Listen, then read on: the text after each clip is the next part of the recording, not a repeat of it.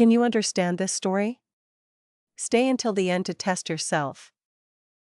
Long ago, there was a peaceful kingdom surrounded by tall mountains. The people lived happily under the rule of a wise and gentle king. One day, a powerful witch arrived at the castle gates. She demanded that the king give her the royal crown. The king refused because the crown belonged to the people. The witch became furious and raised her hands to the sky. "If I cannot have the crown, then no one shall," she screamed. Dark clouds gathered above the kingdom as she spoke terrible words. A cold wind swept through the streets and everyone froze in place. The people, the animals, and even the birds turned to gray stone. The witch laughed and disappeared into a cloud of black smoke. Years passed, and the kingdom remained silent and still. Beyond the mountains, in a small village, lived a young shepherd named Thomas. Thomas had heard stories about the cursed kingdom since he was a child. Most people believed these were just old tales to frighten children. But Thomas always wondered if there was truth in the legends. One morning, while searching for a lost sheep, he climbed higher than usual. At the top of the mountain pass,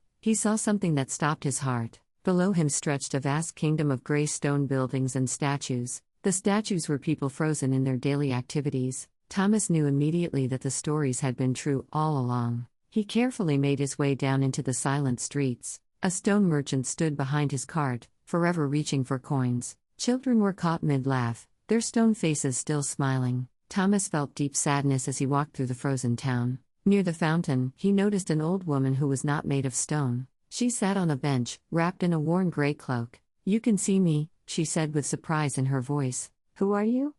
Thomas asked, approaching her carefully. "I'm the queen of this kingdom, or what remains of it." She explained that the witch's curse had spared her for a cruel reason. "She wanted me to watch my people suffer for eternity," the queen said. Thomas asked if there was any way to break the curse. The queen's eyes filled with a tiny spark of hope. "There is a way, but no one has ever succeeded," she whispered. 3 golden keys were hidden throughout the kingdom. Each key represented a virtue: courage, kindness, and wisdom. Only someone who possessed all 3 virtues could find them. "I'm just a simple shepherd," Thomas said doubtfully. "Perhaps that is exactly what is needed," the queen replied with a gentle smile. Thomas decided to try, even though he was afraid. The queen told him the first key was guarded by a beast in the dark forest. Thomas walked for hours until he reached the edge of the forest. The trees were so thick that almost no light could pass through. Strange sounds echoed from deep within the shadows. His legs wanted to run away, but he forced himself to continue. In a clearing, he found a massive wolf with silver fur.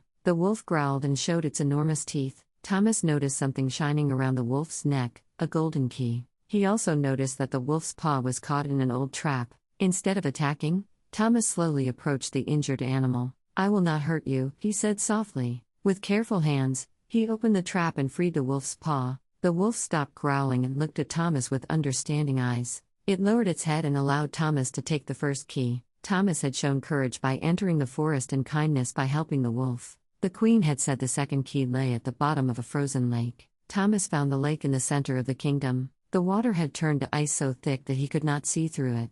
An old man sat beside the lake, fishing through a small hole in the ice. Unlike the statues, this man could move and speak. "I know why you have come," the old man said without looking up. "Can you help me reach the key?" Thomas asked. "I will give you a riddle.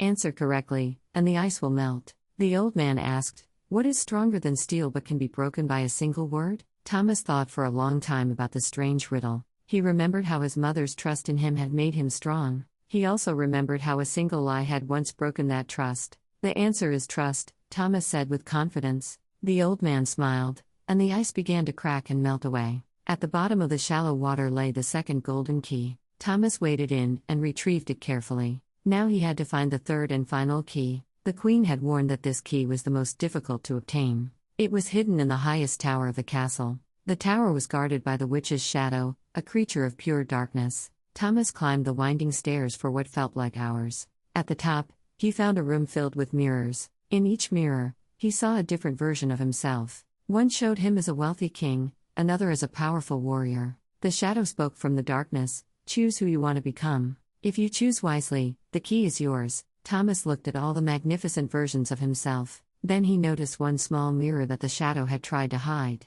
In that mirror, he simply saw himself, a shepherd with kind eyes. "I choose to remain who I am," Thomas said firmly. The shadow screamed as all the other mirrors shattered. The third golden key appeared in Thomas's hand. Thomas ran back to the queen with all 3 keys. She led him to a golden door beneath the castle. The door had 3 keyholes shaped like a heart, a star, and a sun. Thomas placed each key in its proper place. A warm golden light burst from the door and spread across the kingdom. The stone statues began to crack as color returned to the world. People stretched and looked around in confusion. Children continued laughing as if no time had passed. The king embraced his queen with tears of joy. Thomas was honored as a hero throughout the land. But when offered riches and titles, he politely refused. He returned to his village, happy to be a shepherd once more.